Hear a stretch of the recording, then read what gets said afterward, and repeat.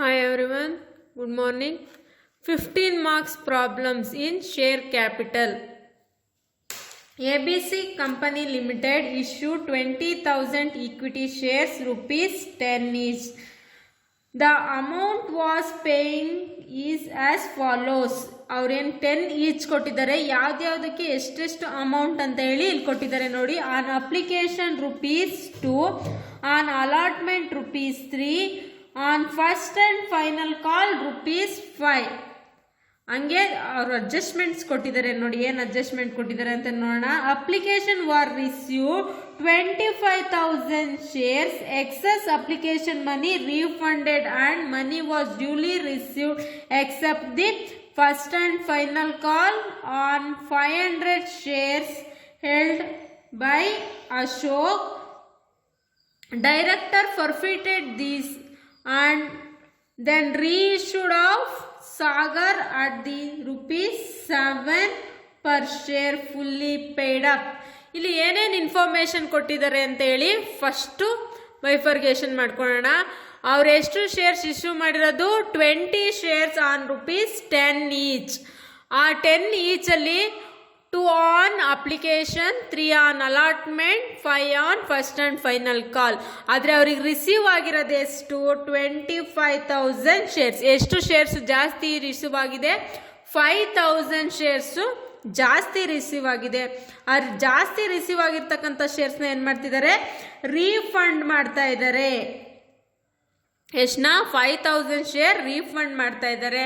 Then Director forfeited this, then reissued at the Sagar at ₹7 per share.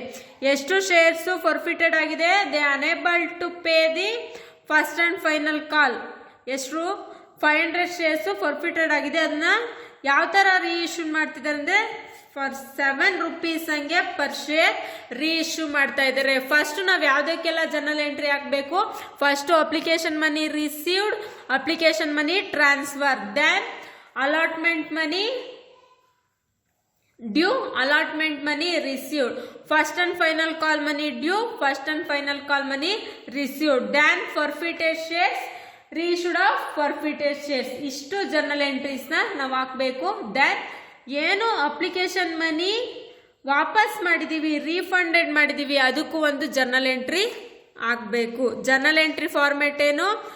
Serial number, particular, debit column, credit column. Serial number, particular, LF, debit amount,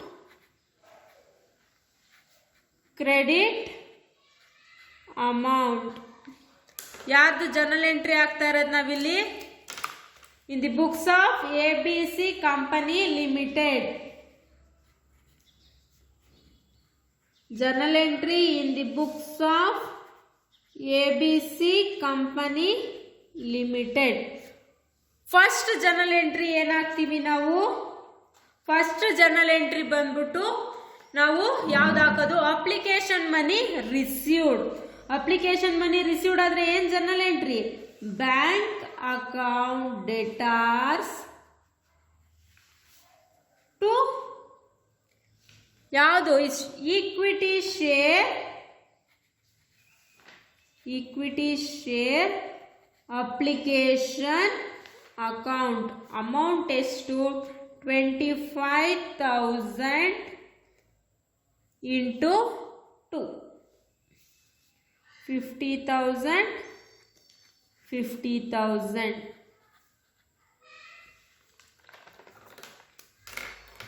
ಏನ್? being application money received,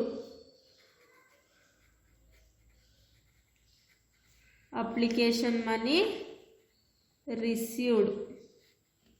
only particulars ಕಾಲಮ್ನ ಮಾತ್ರ ನಾವು close ಮಾಡ್ತೀವಿ. Next receive ಆದ್ಮೇಲೆ ಏನು ಮಾಡ್ತೀವಿ? Transfer ಮಾಡ್ತೀವಿ. Transfer ಮಾಡೋದಕ್ಕೆ ಜರ್ನಲ್ ಎಂಟ್ರಿ ಏನು? Equity share application account debtors to equity share capital account ಎಷ್ಟು ಅಮೌಂಟ್ ಟ್ರಾನ್ಸ್ಫರ್ ಮಾಡೋದು ನಾವು ಓನ್ಲಿ 20,000 ಇಂಟು 2 ಯಾಕೆಂದರೆ 5,000 ನಾವು ರೀಫಂಡ್ ಮಾಡ್ತೀವಿ 40,000 being application money transferred application money transfer particulars ಕಾಲಮ್ನ ಕ್ಲೋಸ್ ಮಾಡ್ತೀವಿ. ನೆಕ್ಸ್ಟು ನಮಗೇನು ಮಿಕ್ಕಿರ್ತಕ್ಕಂತಹ ಅಪ್ಲಿಕೇಶನ್ಸ್ ಇದೆ ಅದನ್ನು ರೀಫಂಡ್ ಮಾಡ್ತೀವಿ. ರೀಫಂಡ್ ಮಾಡೋಕ್ಕೆ journal entry equity share application account debtors to bank account ಎಷ್ಟು 5,000 into 2 10,000 application money refund.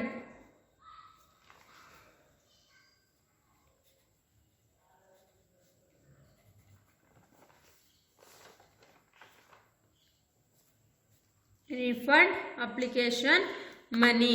Next journal entry ಬಂದ್ಬಿಟ್ಟು allotment money due. Allotment money due allotment money due ಆದಾಗ ಏನು ಜರ್ನಲ್ ಎಂಟ್ರಿ ಬರುತ್ತೆ equity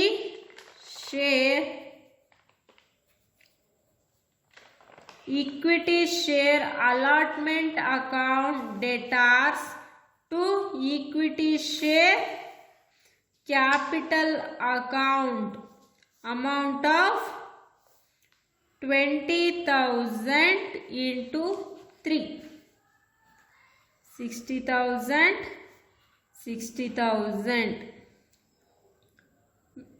being allotment money due allotment money due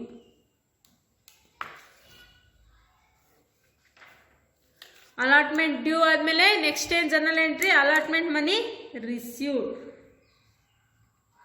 bank account debtors to equity share allotment account amount of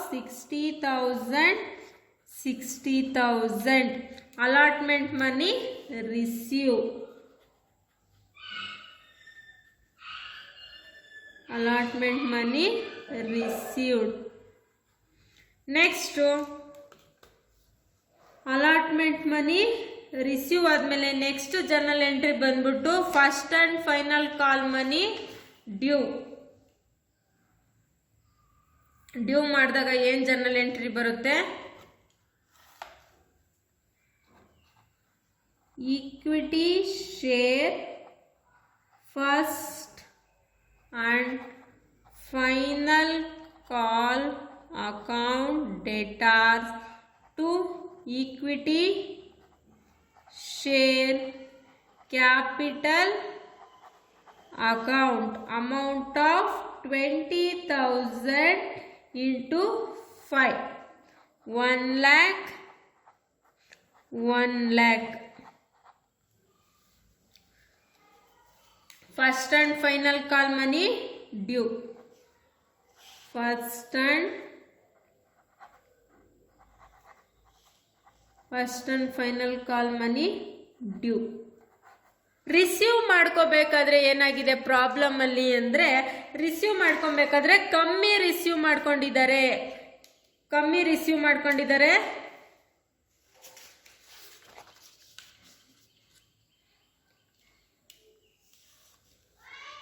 journal entry ಏನು ಬರುತ್ತೆ 0.71 receive ಮಾಡಬೇಕಾದ್ರೆ ಏನು journal entry bank account debtors to equity share first and final call account amount ಎಷ್ಟು 20,000 minus 500 is equal to 19,500 into 5. 97,500. First and final call money received. First and final call money received. Particulars column na close ಮಾಡ್ತೀವಿ. Next journal entry ಬಂದ್ಬಿಟ್ಟು forfeited shares, ಎಷ್ಟು shares forfeited ಆಗಿದೆ ಅಂತ. Equity share, capital account, debtors to share forfeited account,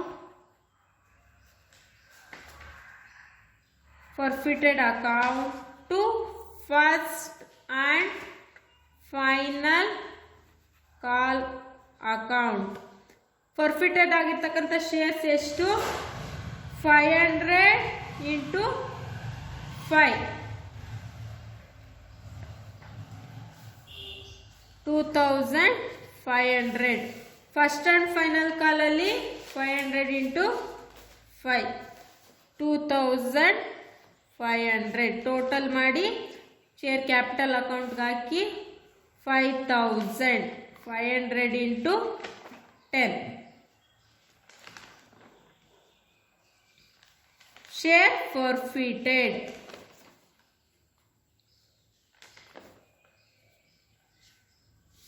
Share forfeited. Next general entry ಬಂದಿರೋ ಆ share forfeited ಆಗಿರ್ತಕ್ಕಂಥದ್ದನ್ನ issue ಮಾಡೋದು.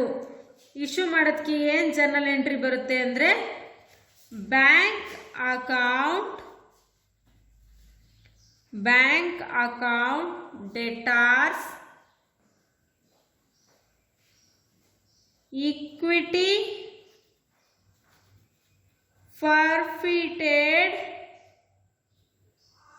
forfeited account debtors to equity share capital account. Amount of ಎಷ್ಟು 500 into 10 share capital 5,000. ಅದರಲ್ಲಿ forfeited ಆಗಿರ್ತಕ್ಕಂಥದ್ದು issue ಮಾಡಿರೋದು ಎಷ್ಟು bank ಅಕೌಂಟ್ಗೆ 500 into 7, 3,500. ಮಿಕ್ಕಿರ್ತಕ್ಕಂಥದ್ದನ್ನ ನಾವು 1,500 ಶೇರ್ ಫಾರ್ಫಿಟೆಡ್ ಅಂತ ಹೇಳಿ ಕರಿತೀವಿ. ಬೀಯಿಂಗ್ ಬಂದ್ಬಿಟ್ಟು 500 ಶೇರ್ ರೀಇಶ್ಯೂ at ₹7. ಇದು ಮೇನ್ ಆಗಿ ನಿಮಗೆ ಎಕ್ಸಾಮಲ್ಲಿ 12 ಮಾರ್ಕ್ಸ್ಗೆ ಕೇಳ್ತಾರೆ. 12 ಮಾರ್ಕ್ಸ್ ಪ್ರಾಬ್ಲಮ್ ಇದು. ನೆಕ್ಸ್ಟು ಲಾಸ್ಟ್ ಜರ್ನಲ್ ಎಂಟ್ರಿ ಬಂದ್ಬಿಟ್ಟು equity share forfeited account debtor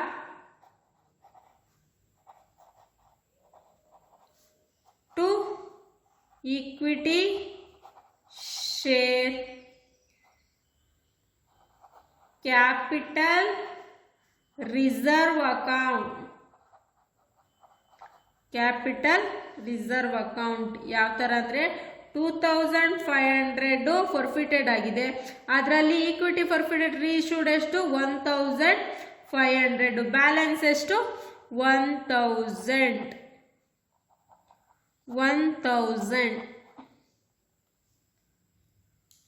ಏನಂತ ಕರಿತೀವಿ ಅದನ್ನ be the profit transfer to capital reserve account. Reserve account. ಎರಡೂ ಕಡೆ ಅಮೌಂಟ್ನ ಟೋಟಲ್ ಮಾಡಿ ಬರೀರಿ. 4,28,500 4,28,500 ಇಷ್ಟು ಮಾಡಿದ್ರೆ ನಮಗೆ 12 ಮಾರ್ಕ್ಸ್ ಸಿಗುತ್ತೆ. ಮೇನಾಗಿ 6 ಮಾರ್ಕ್ಸ್ವರೆಗೂ ನೀವು ಯಾವ ಜರ್ನಲ್ ಎಂಟ್ರಿವರೆಗೂ 7 ಜರ್ನಲ್ ಎಂಟ್ರಿವರೆಗೂ ಸೇಮ್ ಮಾಡ್ತೀರಾ. ಈ 3 ಜರ್ನಲ್ ಎಂಟ್ರೀಸ್ ಎಕ್ಸ್ಟ್ರಾ ಹಾಕಿದ್ರೆ ನಮಗೆ ಏನು ಸಿಗುತ್ತೆ, ಎಕ್ಸ್ಟ್ರಾ ಮಾರ್ಕ್ಸ್ ಸಿಗುತ್ತೆ, ಅಂದರೆ 12 ಮಾರ್ಕ್ಸ್ನು ಸಿಗುತ್ತೆ. ಅರ್ಥ ಆಯ್ತಲ್ವಾ? ಸಿಂಪಲ್ ಆಗಿರುತ್ತೆ. ಆ 3 ಫರ್ಫಿಟೆಡು, ರೀಇಶ್ಯೂಡು, ಟ್ರಾನ್ಸ್ಫರು, ಆ 3 ಜರ್ನಲ್ ಎಂಟ್ರಿನ ಕರೆಕ್ಟಾಗಿ ತಿಳ್ಕೊಳ್ಳಿ, ನೀವು ಈಸಿಯಾಗಿ ಪ್ರಾಬ್ಲಮ್ ಮಾಡ್ಬೋದು.